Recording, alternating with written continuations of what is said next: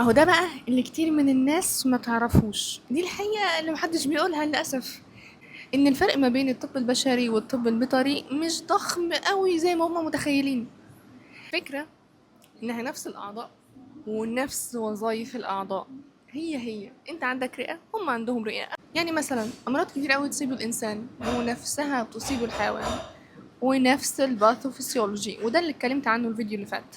الباثوفيسيولوجي اوف ذا ديزيز يعني ايه؟ يعني رحلة المرض جوه الجسم، بيدخل منين، يعمل ايه هناك، وبعدين يخرج منين.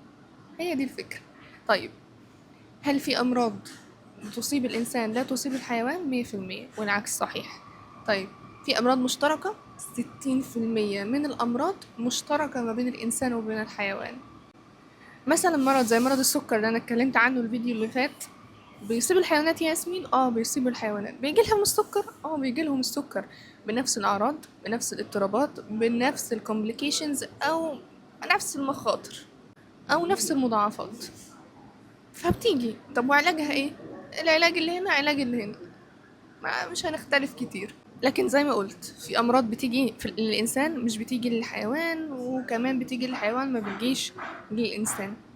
طيب، هل كلامي في الفيديو اللي فات بيتخطى حدود مهنتي؟ ابدا. ابدا، انا لا اتخطى حدود المهنة واداب واخلاقيات المهنة، ابدا ابدا. انا اتكلمت في مجالي، انا اتكلمت في اصل او يعني عمود ثابت واساسي في مجالي، الطب البيطري. الباثوفيسيولوجي اوف ذا ديزيزنا بتاعنا موجودة عند بشري 100%، طبيعي اي دكتور لازم يدرسه.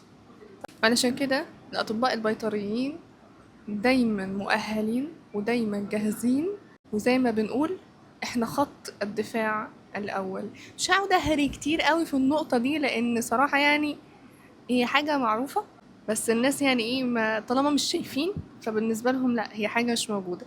فبس انا مش ههري فيها كتير الحقيقة، لان احنا بنثبت بالفعل مش بالكلام. بس والله، السلام عليكم.